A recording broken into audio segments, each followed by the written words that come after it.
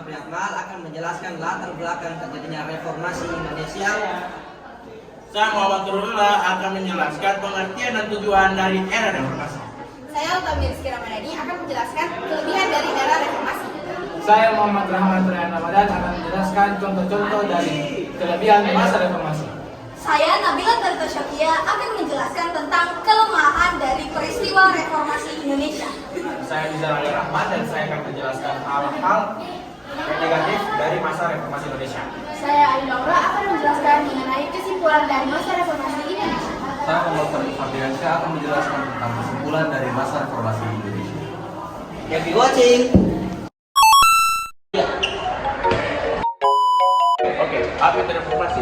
Menurut KBB, reformasi adalah perubahan secara drastis untuk perbaikan dalam bidang sosial, politik, atau agama dalam suatu masyarakat atau negara. Dan ada pun asal kata dari reformasi tersebut, yaitu re yang artinya kembali, reformasi yang artinya susunan. Dan tujuan lahirnya era reformasi ini bertujuan untuk menghilangkan apa yang menyimpang pada masa Orde Baru. Selanjutnya saya akan menjelaskan latar belakang munculnya masa reformasi. Masa reformasi yang melatar belakangnya terjadi menjadi dua faktor, yaitu faktor pertama dan faktor umum. Saya akan menjelaskan faktor umumnya terlebih. Faktor umum yang melatar belakangi munculnya masa reformasi adalah perlakuan tidak adil pada masa Orde Baru yang terjadi di berbagai bidang, yaitu hukum, politik, dan ekonomi. Hal ini menyebabkan terjadinya korupsi, nepotisme, dan kolusi. Selanjutnya adalah faktor utamanya. Faktor utama yang terjadi pada masa reformasi adalah krisis finansial. Krisis finansial pada tahun 1997 bisa juga disebut dengan krisis moneter. Krisis moneter inilah yang menyebabkan munculnya masa reformasi dan runtuhnya masa Orde Baru.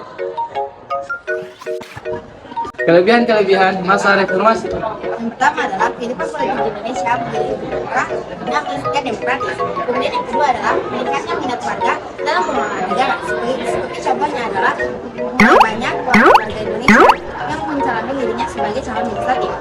Ketiga, masyarakat Indonesia semakin terbuka untuk menyampaikan aspirasi-aspirasi atau kritikan kepada pemerintahan. Karena sebelum reformasi, masyarakat Indonesia sangat dikekang atau dibatasi untuk menyampaikan aspirasi-aspirasi atau kritikan kepada pemerintahan. Keempat, Indonesia semakin terangkat di mata dunia internasional. Kenapa? Karena Indonesia berhasil membebaskan diri dari pemerintahan yang tidak demokratis menjadi pemerintahan yang demokratis. Indonesia juga terangkat di mata dunia internasional karena berhasil terbuka untuk mengembangkan mobilitas terhadap berbagai bidang. Hal-hal negatif yang terjadi karena masa reformasi ini adalah banyaknya pergaulan bebas, banyaknya aksi-aksi anarkisme terjadi, orang-orang berbicara dengan masa tidak beretika, orang-orang ditekan oleh pihak-pihak tertentu, dan orang-orang juga tidak mengerti tentang politik secara tekanan-tekanan dari pihak ini. Hal negatif lainnya yaitu terbukanya pasar bebas yang mendominasi Indonesia, sehingga kurang berkembangnya usaha lokal yang ada di Indonesia ini, dan juga terjadinya demonstrasi yang besar-besaran yang akhirnya menghambat aktivitas masyarakat Indonesia yang disebabkan oleh kebebasan berpendapat. Kesimpulan dari peristiwa reformasi ini adalah lahirnya era reformasi bertujuan untuk membuka bidang-bidang yang menyimpang yang terjadi pada masa Orde Baru. Ada pun asal kata reformasi yaitu yang berarti kembali dan reformasi yang berarti susunan. Krisis finansial yang terjadi pada tahun 1997 menjadi faktor utama lahirnya era reformasi dan runtuhnya masa Orde Baru. Nah, dari era reformasi tersebut kita bisa mengambil beberapa dampak. Adapun dampak-dampak yang terbagi itu ada pun dampak negatif dan juga dampak positif. Dampak negatif yang terdapat pada era reformasi antara lain yaitu dikekangnya aspirasi masyarakat sehingga masyarakat tidak mudah untuk menyampaikan aspirasi mereka. Kemudian masyarakat mendapatkan paksaan-paksaan dari pihak-pihak tertentu sehingga kehidupan mereka pada saat itu menjadi tidak nyaman.